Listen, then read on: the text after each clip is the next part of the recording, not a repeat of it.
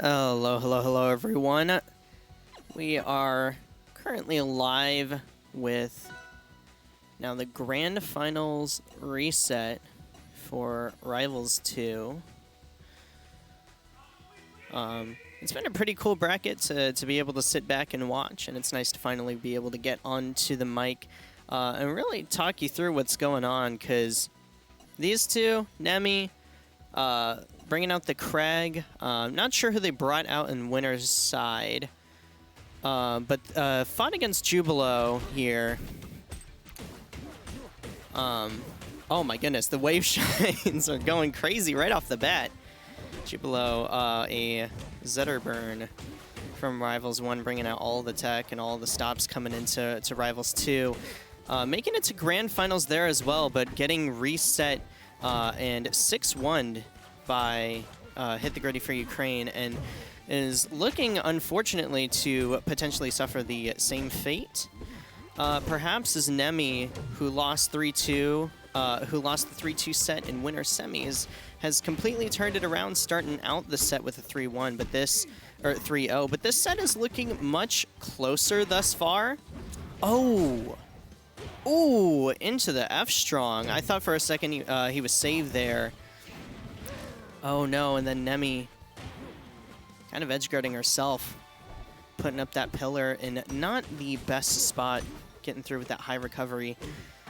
Zetterburn is a very interesting character in Rivals 2 in the sense that he is definitely one of the stronger characters, can put on insane pressure with Shine, and just because of that alone, the amount of tech that you are able to pull off with the character is just going to make this character skyrocket as the beta continues coming up into the launch at the end of this year. Just the ability to put that amount of pressure on someone's shield and kind of force them into a bad situation defensively is so strong. And we're seeing it right now as Jubilo is completely turning this around from the domination that Nemmy had over the Clairen in that first set. And Nemmy's trying to put on a little bit of work, but this one is looking all but over with the amount of damage that Jubilo has just been able to rack up. These shines are going absolutely crazy, and there's not really a huge incentive for Jubilo to switch up that option. There's not really a whole lot of great ways, I think, for Kragg to just be able to call that out.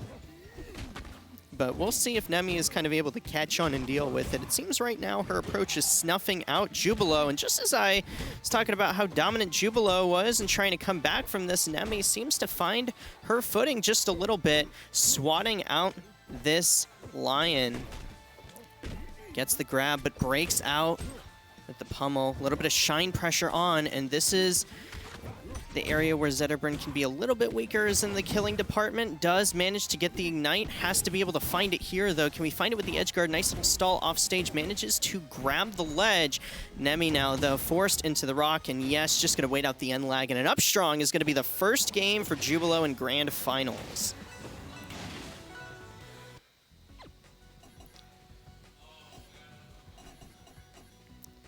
Yeah, it looks like this Zetterburn pick, definitely a very good one.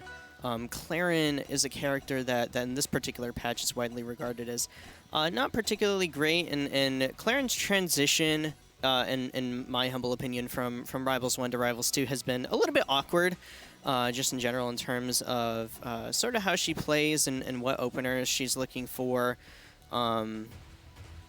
She could get a lot done off stage and a lot of extensions in the other version of the game. But coming into Rivals 2 has been a little bit all over the place. Started out very strong, and now is relegated to being considered in the lower half of the cast. And I mean, someone's got to be down there when you have 9 characters in the game, right? But Jubilo did make it work to be able to get to Grand Finals in the first place. And it looks like this swap over to Zetterburn was looking good game 1, but I think Nemmy is starting to figure it out just a little bit, is really snuffing out Jubilo with those forward airs, and does manage to end up taking it there. Not quite enough distance on the up B, and here comes a shine pressure once again. But Nemmy finding the answer with that grab. Love that down B cancel. Grabs the ledge quickly. Jubilo needing to find a way to get in, but just gets snuffed out of the air once more. This little neutral air coming out, gets the dash tech into that up air. Up tilt in there. What else are we going to see? Lands directly on the stage. Jubilo put into this corner. How do you get out of it? Well, you back throw Nemmy off the stage. It's a great start, and we're applying some pressure with those shines. Great combo of 5. But we are sitting at high percent on our last stock, and I don't know if we quite have the sauce. Yes, we do, just enough to be able to sweet spot that ledge. Jubilo another chance at life, but has to get his feet to touch the ground. Nemmy is just doing such a great job of maneuvering from platform to platform, making it very, very difficult for this Zetterburn to actually be able to punish her for doing so. Just one platform to the other with these forward airs. Nice DI on the up strong, and yeah, when you're not ignited, it is quite a bit more difficult for Zetterburn to really close things out, and that has been the big struggle here in the second game. Zetterburn is reaching for the claws once more. Oh, and just gets baited out with that nair to go for the grab, and now we have a little conversion off the down throw coming from the side of Nemmy. And she can absolutely just take her time down there, no need to force anything off stage, but Jubilo does manage to find a little bit of something. Perhaps a little bit of data as we're going to be going to our game 8, or our game, excuse me, 5 after the reset. Shine pressure is continuing to surmount as we saw 7 shines there. Now we're seeing a little bit more, and pairing seems to really be the strongest consistent answer. And I love that, mixing up the type of pummel that you are using in order to rack on just a little bit more of that percentage. I believe when Zetter does special pummel, he is able to get that ignite, and when you're at high percent, people are definitely going to be looking out for it.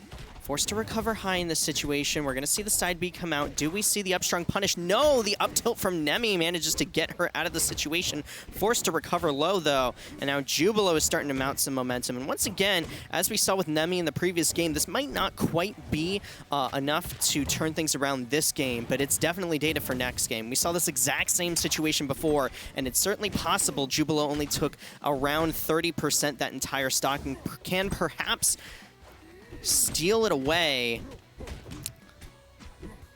We'll just have to wait and see. Nemmy not really landing anything of substance. Finally finds the forward air, but good DI, not the sweet spot on that. Gets the rock, forced to up B off the stage, and not enough sauce in the tank, but that fire is burning.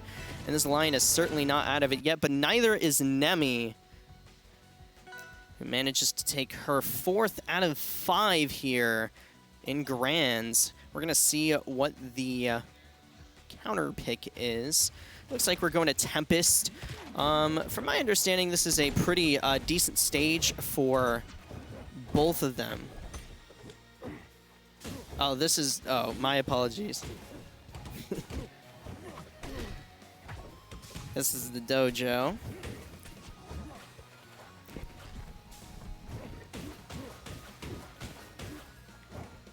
Kyle is awesome and definitely just corrected me, but he wanted me to tell you guys that he's awesome, because he is. I'm not gonna lie to stream. I'm not gonna let it stream, but he's an awesome guy. You should follow KML tournaments while you're watching this. All right. Jubilo and Nemmy are right now just sort of scrapping, feeling each other out. This game, of all the games, is probably the most important in the sense that, you know, come to game 5, you get the counter pick advantage for winning this and this alone. Nice little forward air, sends the opposite direction. Nemmy really wanting to take it right here, just opts for the forward throw, and oh, gets the spike into the rock! And Jubilo loses his first stock, still racking up a lot of percentage, and manages to find that back air into the forward air. I'm surprised that purpled at that percent. 116 seems a little bit low, but does manage to find the sweet spot, so who am I to judge?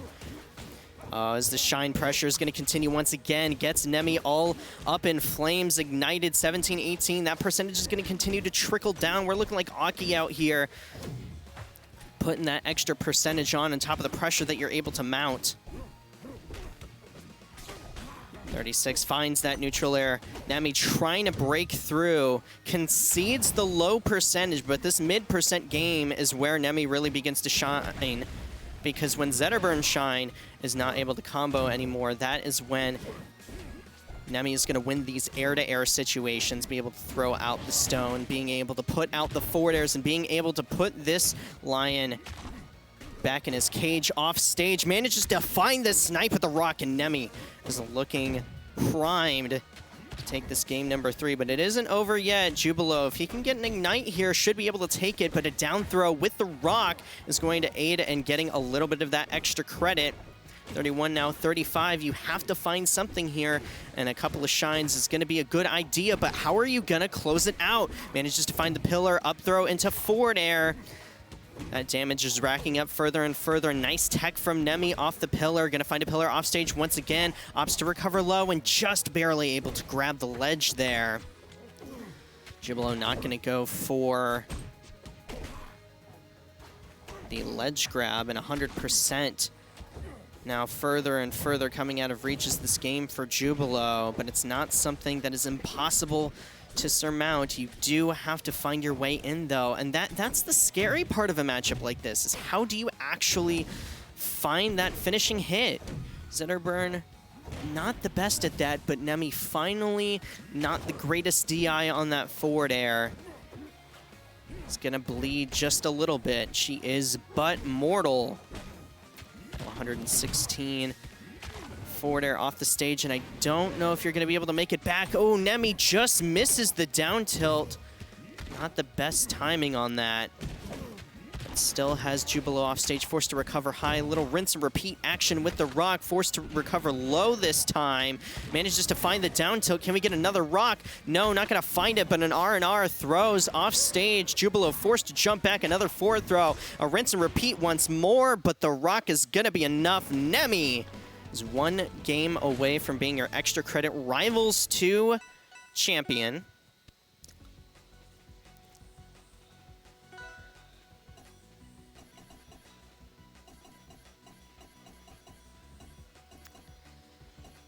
So we are going to see what the counter pick is going to be.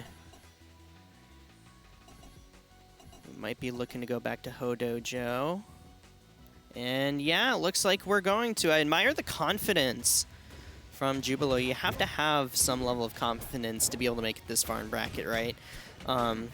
Now we're going to see if that confidence is a little bit misguided, as I will say that that game, while it was pretty even at the beginning, definitely got out of hand for Jubilo towards the end there. And it's these ledge trap situations, right? Is having that extra platform on the side enables Jubilo to recover your high recovery angle so well by just being able to throw out a stone there and not have to waste the resource of the pillar in any way, and can use that to recover to cover the low recovery as well.